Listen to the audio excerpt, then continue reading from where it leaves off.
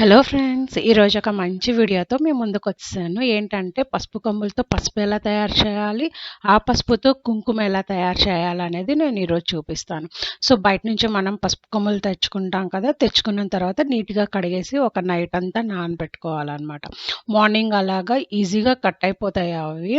So, అట్లా ఆరపెట్టుకొని పొడి కొట్టుకునే ఒక పద్ధతి. సో, ఇక్కడొచ్చేసి ఈరోజు వేరే మెథడ్ చూపిస్తున్నాను. ఇవి ఉడకపెట్టుకోవాలనమాట. ఉడకపెట్టుకుంటే మనకి ఇంకొంచెం ఉబ్బుతాయన్నమాట. ఉబ్బిన తర్వాత వాటిని ఈజీగా అంటే మనం క్యారెట్ ఎలా కట్ చేసుకుంటామో అలాగా కట్ చేసుకోవాలనమాట. చిన్న చిన్న ముక్కలు కట్ చేసుకొని ఒక 2 రోజులు ఎండలో ఆరపెట్టుకోవాలి. ఆరపెట్టుకున్న తర్వాత అలాగా పెళపెళగా వస్తాయన్నమాట వడియాల్లాగా. సో, అట్లా వచ్చిన వాటిని మనం మిక్సీ కొట్టేసుకుందాము. సో, ఈజీగా అసలు ఈ మెథడ్ అయితే చాలా ఈజీగా ఇంతకుముందు చాలా ఇబ్బంది పడేదాన్ని.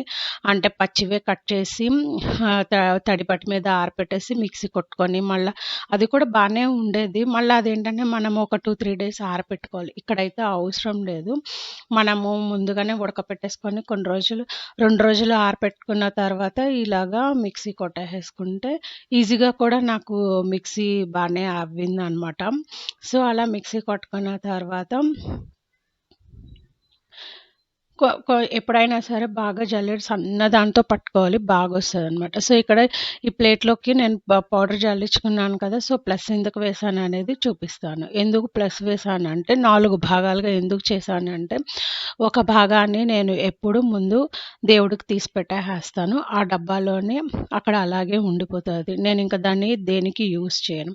అలాగే ఇంకొక భాగం వచ్చేసి వంటగదిలోకి తీసి పెట్టేసేసుకుంటాననమాట. సో, ఇంకొక భాగం వచ్చేసి బయట మనము గుమ్మానికి సరే ముగ్గులోకి అట్లా యూజ్ చేస్తాం కదా! సో, ఆ పర్పస్‌కి నేనొక డబ్బాలో తీసుకుంటా. ఇంకో భాగం వచ్చేసి బాత్రూమ్‌లో పెట్టుకుంటా అనమాట. స్నానానికి ఎప్పుడైనా మంగళవారము, శుక్రవారాలు పిల్లలకి ఎప్పుడైనా స్నానం చేయించేటప్పుడు నేను అలా వేస్తాననమాట. సో, అందుకు దాన్ని అక్కడ పెట్టేసుకుంటా. ఏదైనా సరే మనము గాజు డబ్బాలో తీసి పెట్టడానికి ప్రిఫర్ చేద్దాము. చాలా మంచిదనమాట. నేనేదో ప్లస్ చేసేసరికి మా పాపొచ్చి దాంట్లాగే తను అలా చేస్తుందనమాట. సో, ఎప్పుడైనా సరే అట్లాగా అన్నీ తీసేసుకొని ఏ పొజిషన్‌లోది అక్కడే ఉంచుకుందాము. వంటగదిలోకి, దేవుడికి అట్లా యూజ్ చేసేదానికన్నా దేనిది దానికే యూజ్ చేసుకుంటే చాలా మంచిదనమాట.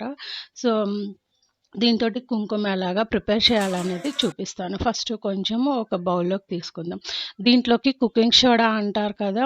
సో, దాన్ని నేను ఒక 4 సార్లు తీసుకున్నాను. అంత పసుపుకి చిన్న స్పూన్ అనమాట. సో, పెద్ద స్పూన్ అయితే ఒక 2 టేబుల్ స్పూన్ అయితే సరిపోతది. ఇక్కడ బాగా మిక్స్ చేసుకోవాలనమాట మనము. ఆ తర్వాత ఒక నిమ్మకాయ ఒక్కటంటే ఒక్కటే పిండుకోవాలి. ఇదేంటంటే ఇక్కడ బుస్ అని పైకి పొంగుతదనమాట. ఏం టెన్షన్ పడొద్దు. ఎందుకంటే సోడా ఏసాం కదా!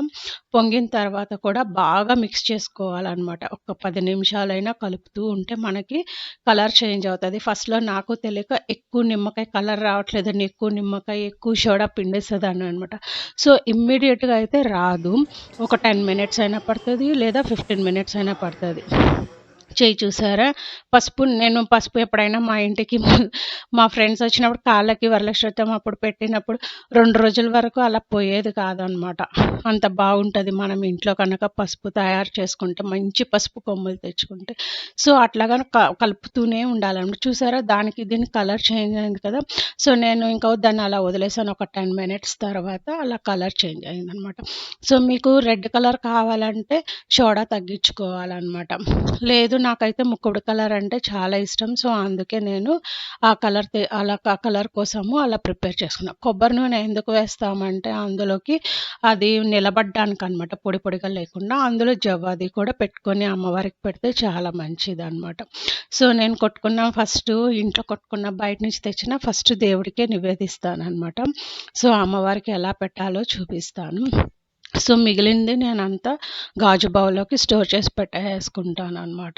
సో, బయట తెచ్చుకునే దానికి, కొనుక్కునే దానికి సో, చాలా సార్లు చూసాననమాట. బయట తెచ్చుకుంది పురుగులు పట్టడం, తీరా పెట్టే టైంకి పురుగులు కనపడడం. ఎందుకొచ్చింది అదేదో మనమే ప్రిపేర్ చేసుకుంటే సో, మీకోసమని నేను కొంచెం జవాదు కలిపి అమ్మవారికి పెట్టడానికి అసలు ఆ జవ్వాదు కలిపి పెడుతుంటే ఎంత బావుంటుందో తెలుసా? సో, అలా పెట్టుకోవాలనమాట. తర్వాత ఎప్పుడైనా సరే మర్చిపోకుండా మనము నిమ్మకాయ అది పిండాం కదా! సో, మనము ఇంకొక రోజు దాన్ని ఆరపెట్టుకోవాలనమాట. ఆరపెట్టుకున్న దాన్ని స్టోర్ చేసుకోవాలి. దాంట్లో జవ్వాది పౌడర్ కలిపేసి ఒక డబ్బాలోకి స్టోర్ చేసి పెట్టుకోవాలి. అంతే ఫ్రెండ్స్. పసుపు నుంచి కుంకుమ తయారీ అంత ఈజీ అనమాట. చూసారా అమ్మవారు ఎంత కళగా ఉన్నారో. సో, నేనైతే ఎప్పుడు అలాగే ప్రిపేర్ చేసుకుంటా. Thanks for watching. Please like, share and subscribe to my channel. Thank you.